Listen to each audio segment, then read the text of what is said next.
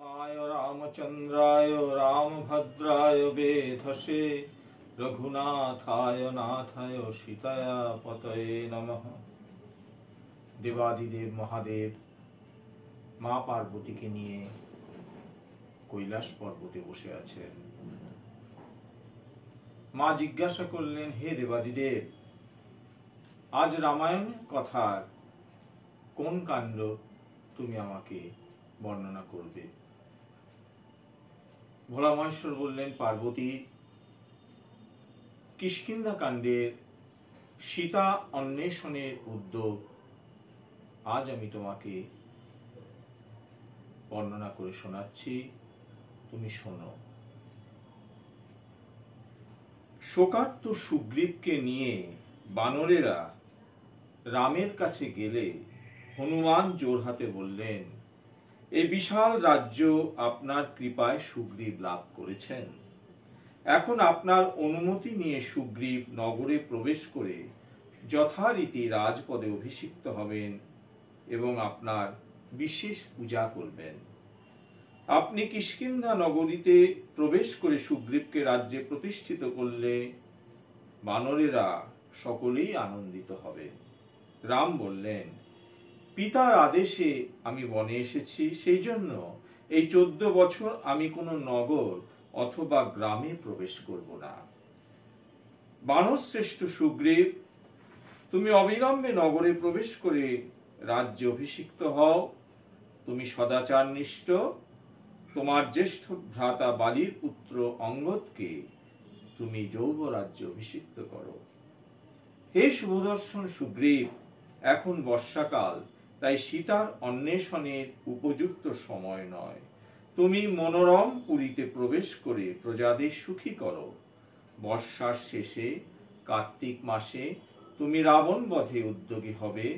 আমিও লক্ষণের সাথে এখন এই পর্বতেই বাস করব। রামের আদেশে সহস্র সহস্র বানরেরা সুগ্রীবকে ঘিরে আনন্দে কিষ্কিন্ধাপুরীতে প্রবেশ করে যথানিয়মে সুগ্রীবের অভিষেক করল। বানরাধিপতি সুগ্রীব তখন রামের আদেশে অঙ্গদকে আলিঙ্গন করে যৌবরাজ্যে অভিষিক্ত করলেন। এতে সকল বানরেরা সাধু সাধু বলে সুগ্রীবের প্রশংসা করতে লাগল। অতঃপর রাম লক্ষ্মণকে নিয়ে প্রস্রবণ পর্বতে গেলেন। সেই স্থান বহু বৃক্ষলতায় আচ্ছাদিত এবং বহু সিংহ, ব্যাঘ্র, হরিণ প্রভৃতি পশুরা সেখানে বিচরণ করে।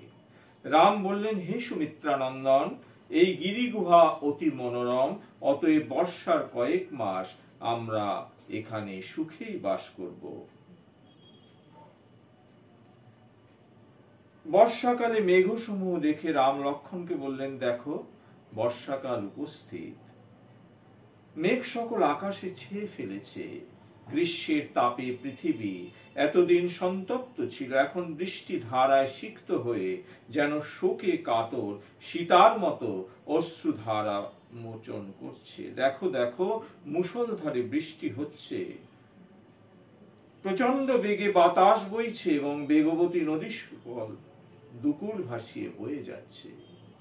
শত্রু জয় করে সুগ্রীব এই বর্ষাকালে রাজপ্রাসাদে ভার্যার সাথে সুখে বাস করছে, আর আমার ভার্যা অপরিতা এবং আমি রাজ্যভ্রষ্ট হয়েছি।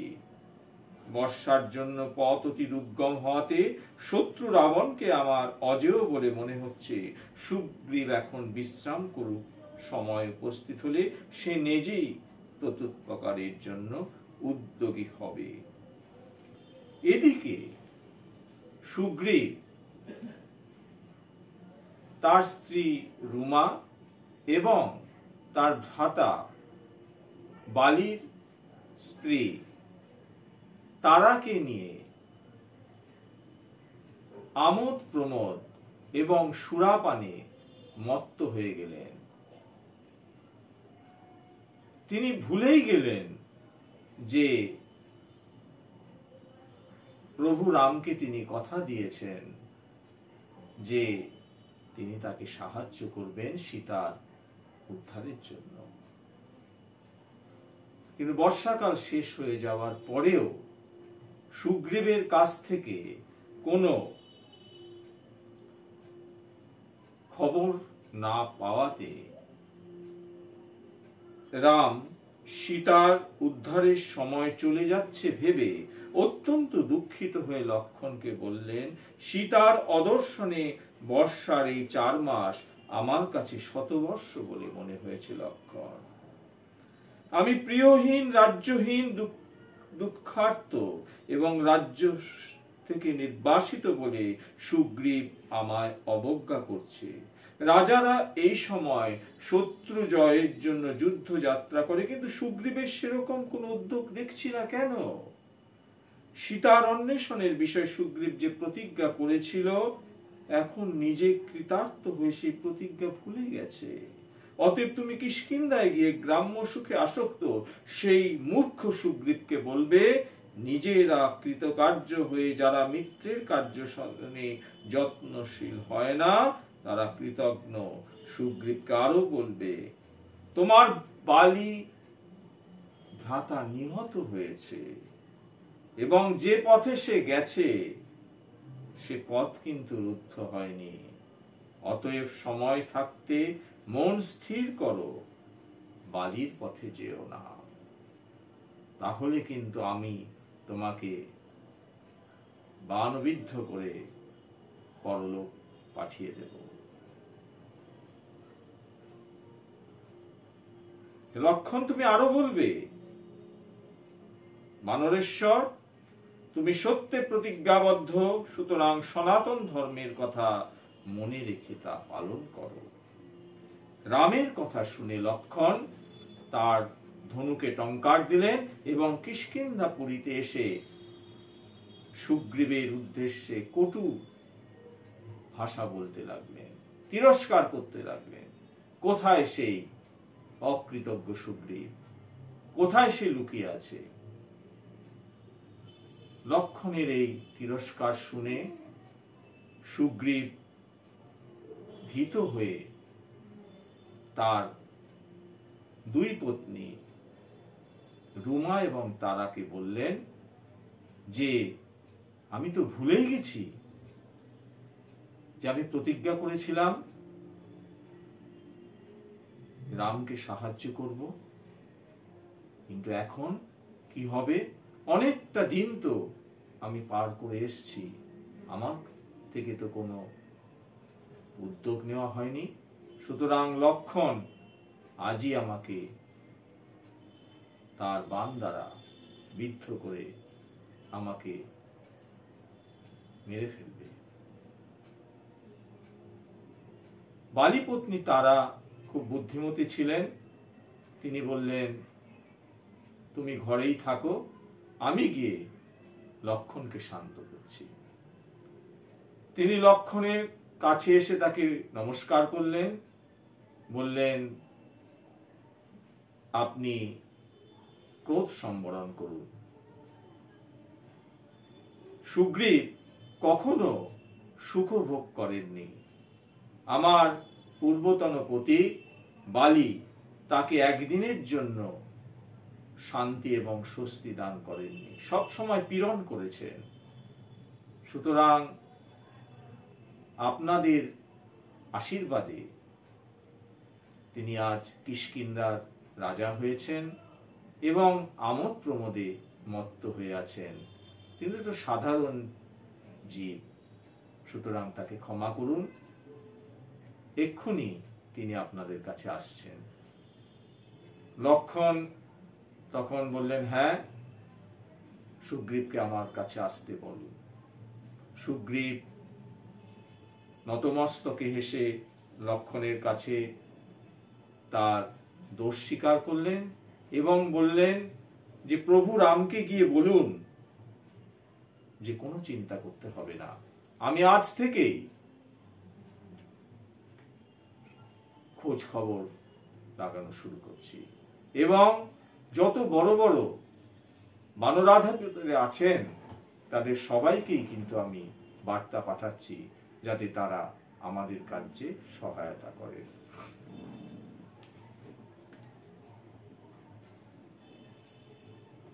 লক্ষ্মণ বললেন, সুগ্রীব,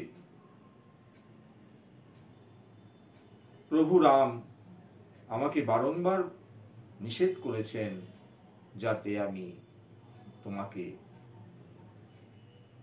কটু কথা বেশি না বলি, কিন্তু আমার আগমনে তুমি ভীত হয়ে যে আত্মসমর্পণ করলে এবং আমাদের সাহায্যের করবার যে প্রতিজ্ঞাবদ্ধ তুমি করেছিলে সেই প্রতিজ্ঞা রক্ষার্থে তুমি উদ্যোগ নিচ্ছ দেখে আমরা খুব খুশি হয়েছি।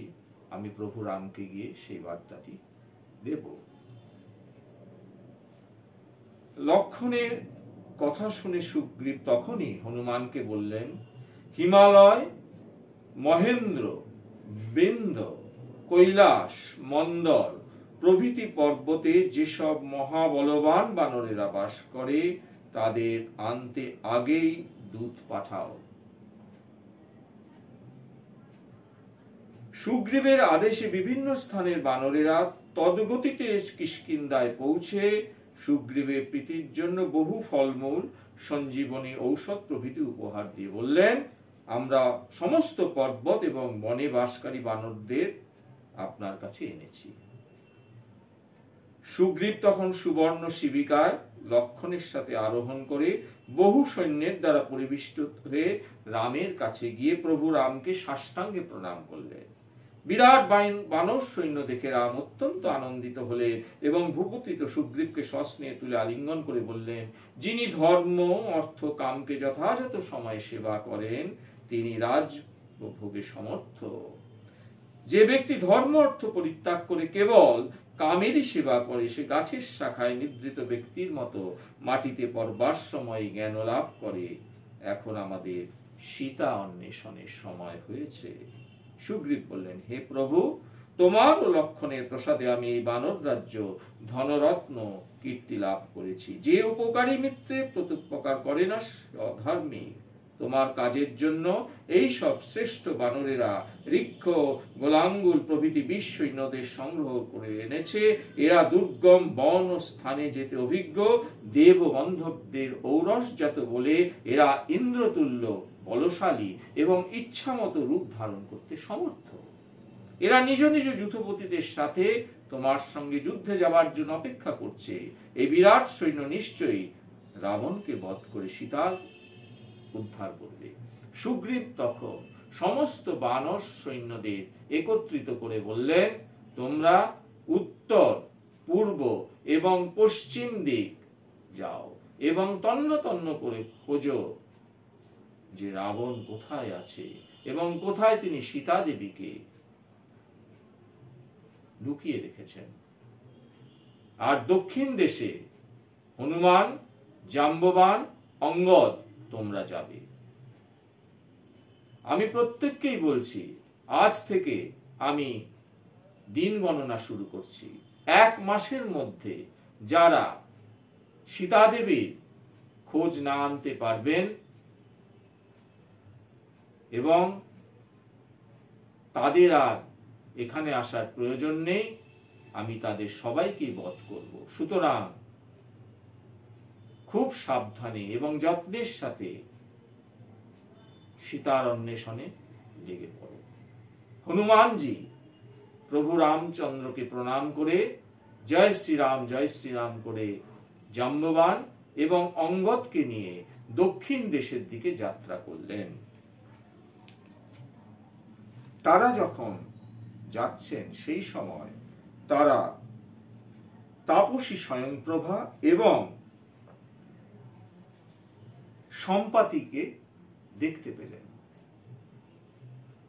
তাপসী স্বয়ংপ্রভা তাদের প্রথমে বুঝতে পারেননি এবং সীতা অন্বেষণের জন্য যে তারা চারিদিকে ঘুরে বেড়াচ্ছেন দেখে তিনি তাদের আশীর্বাদ করলেন এবং বললেন, আমার দৃঢ় বিশ্বাস যে দক্ষিণ দেশে তোমরা সীতার সন্ধান পাবে। তখন সেখানে সম্পাতি জটায়ুর ভাই একটি গিরি গুহার মধ্যে বাস করতেন। সম্পাতি তার অশক্ত দেহ নিয়ে চলাফেরা করতে পারতেন না, তাকে খাবার পৌঁছে দিয়ে যেত একজন। সম্পাতি তার গিরিগুহার থেকে দেখতে পেলেন যে কতগুলো বানর সেখানে বসে কি আলোচনা করছে। সম্পাতি ভাবলেন, আজ এদের দিয়ে আমি কিন্তু আমার ক্ষুধা নিবৃত্ত করব। সম্পাতি যখন ধীরে ধীরে তাদের কাছে এগিয়ে আসছেন, তখন অঙ্গদ ভয় পেলেন। কিন্তু জাম্ববান এবং হনুমান বললেন, এই গৃধ্র কিন্তু আমাদের কোনো অনিষ্ট করবার জন্য আসছে না, আমরা তাকে তার পরিচয় দিই। হনুমানজি যখন তার পরিচয় জানালেন, তখন সম্পাতি বললেন যে আমি বহু বছর এখানে বসবাস করি, আমার ভাই জটায়ু অন্য স্থানে বাস করে। তখন অঙ্গদ বললেন, জটায়ু তো আর পৃথিবীতে নেই, রাক্ষসরাজ রাবণ তাকে বধ করে সীতা দেবীকে হরণ করে নিয়ে গেছে। শুনে সম্পাতি শোকে মুহ্যমান হয়ে পড়লেন এবং বললেন, আমি দেখেছি যে রাবণ সীতাকে নিয়ে উড়ে যাচ্ছে। আমার আগের চেহারা এবং শক্তি থাকলে আমি সেই মুহূর্তেই রাবণকে বধ করতে পারতাম, কিন্তু আমার ভাই জটায়ু, সে তো জীবনের শেষ রক্তবিন্দু দিয়ে সীতা দেবীকে রক্ষা করার জন্য চেষ্টা করেছেন এবং বীর গতি লাভ করেছেন। সুতরাং তোমরা আমাকে নিয়ে সেই নদীর পাড়ে চলো, আমি ভাইয়ের জন্য তর্পণ আদি করব। জটায়ুর শেষকৃত্যাদি সম্পাদন করে সম্পাতি দক্ষিণ দেশে লঙ্কা এবং সেই লঙ্কাপুরীতে রাবণ বসবাস করে, সীতাকে তিনি সেখানেই নিয়ে গেছেন, এই বললেন। এবং তিনি অভিশাপগ্রস্ত ছিলেন, আজকে তিনি অভিশাপ মুক্ত হয়ে সেই স্থান ত্যাগ করে তাদের আশীর্বাদ করে চলে গেলেন। দেখতে দেখতে কিন্তু 1 মাস অতিক্রান্ত হয়েছে। উত্তর, পূর্ব এবং পশ্চিমে যেসব বানর সৈন্যরা গেছিলেন, তারা কিন্তু 1 মাসের আগেই সুগ্রীবকে এসে খবর দিলেন যে আমরা খোঁজ আনতে পারলাম না, আমরা যথাসাধ্য চেষ্টা করেছি। কিন্তু হনুমান, জাম্ববান এবং অঙ্গদ 1 মাস সম্পূর্ণ হয়ে যাবার পরেও পৌঁছাতে পারলেন না।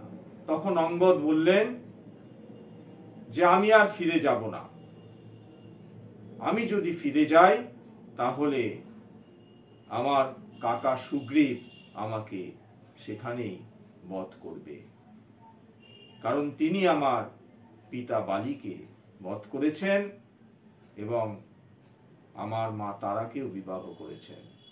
আমার আর কিষ্কিন্ধায় ফিরে যাওয়া হবে না। হে হনুমান, হে জাম্ববান, আপনারা ফিরে যান। তখন হনুমানজি বললেন, সত্যি তো, আমরা তো কথার খেলাপ করেছি, 1 মাসের মধ্যে তো আমরা পৌঁছাতে পারলাম না। যদিও আমরা সম্পাতির মুখে সীতা অন্বেষণের খবর পেয়েছি যে সে দক্ষিণ দেশে তিনি আছেন রাবণের লঙ্কাপুরীতে, এই খবরটা তো আমরা দিতে পারি। তো অঙ্গদ চলো, তাতে কিন্তু আমাদের উপরে কোনো দোষারোপ সুগ্রীব করবেন না। কিন্তু অঙ্গদ বললেন, না, আমি যাব না। তো হনুমান বললেন, তাহলে আমিও যাব না, আমিও এখানে বসে রাম নাম জপ করে করে দেহত্যাগ করব। কিন্তু জাম্ববান জানতেন যে হনুমান তার শক্তি সম্বন্ধে কিন্তু এখনো অবহিত নন, তিনি বিস্মরণ করেছেন। জাম্ববান বললেন, হে সর্বশাস্ত্রজ্ঞ মহাবীর হনুমান, তুমি চুপ করে বসে আছো কেন? তুমি বিক্রমে সুগ্রীবের সমান এবং শক্তি ও তেজে রাম লক্ষণে তুল্য। গরুর যেমন পাখিদের মধ্যে শ্রেষ্ঠ, সেই রকম তুমিও বানরদের মধ্যে সর্বপ্রধান। হে হরিবর, তুমি সকল প্রাণীর চেয়ে বলবান, বুদ্ধিমান এবং বিক্রমে শ্রেষ্ঠ, তবুও সমুদ্র লঙ্ঘনের জন্য তৈরি হচ্ছ না কেন? তুমি পবনপুত্র, অঞ্জনার গর্ভে তোমার জন্ম। তোমার পিতা পবন দেবের মতোই তুমি বীর্যবান এবং লম্ফ প্রদানে সমর্থ। হে মহাবীর, একদিন নিতান্ত শিশু অবস্থায় উদীয়মান সূর্যকে দেখে ফল মনে করে তা পাওয়ার জন্য আকাশে লাফ দিয়ে 300 যোজন উঠেছিলে। ইন্দ্র তখন ক্রুদ্ধ হয়ে তোমার প্রতি বজ্র নিক্ষেপ করলে তুমি পর্বত শিখরে পড়ে যাও এবং তোমার বাম হনু বা চোয়াল ভগ্ন হয়। তখন থেকে তুমি হনুমান নামে পরিচিত হলে।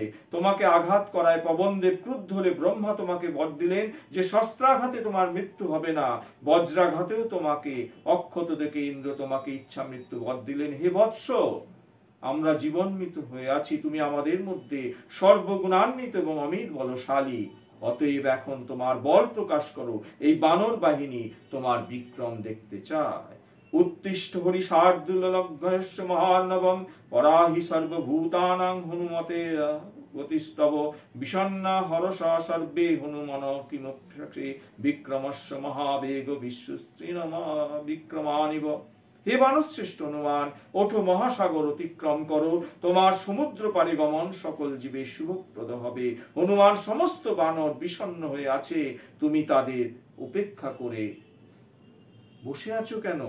ত্রিবিক্রম বিষ্ণুর মতো তুমিও নিজের বিক্রম প্রকাশ করো। হনুমান তখন জাম্ববানের প্রেরণায় নিজের বল জানতে পেরে বানরদের আনন্দিত করে সাগর লঙ্ঘনের উপযুক্ত রূপ ধারণ করলেন। বানরেরা হনুমানের ক্রমবর্ধমান শরীর দেখে আনন্দে হনুমানের প্রশংসা করতে লাগলো। হনুমান আনন্দে লেজ ঘুরাতে ঘুরাতে নিজের বল স্মরণ করে বয়োবৃদ্ধ বানরদের অভিবাদন করে বললেন, আপনারা নিশ্চিন্ত হন, আমি বৈদেহীকে দর্শন করব। আমি লম্ফ দিতে উদ্যোগ হলে এই পর্বত আমার বেগ সহ্য করতে পারবে না, সুতরাং শিলাময় মহেন্দ্র পর্বত থেকে আমি রওনা দেব, সে আমার বেগ সহ্য করতে সমর্থ হবে। পার্বতী, এখানেই আমি বিশ্রাম করছি। পরবর্তী পর্বে আমি সুন্দরকাণ্ডে হনুমানের সাগর লঙ্ঘন কীর্তন করে তোমাকে শোনাবো। জয় শ্রীরাম, জয় শ্রীরাম, জয় শ্রীরাম।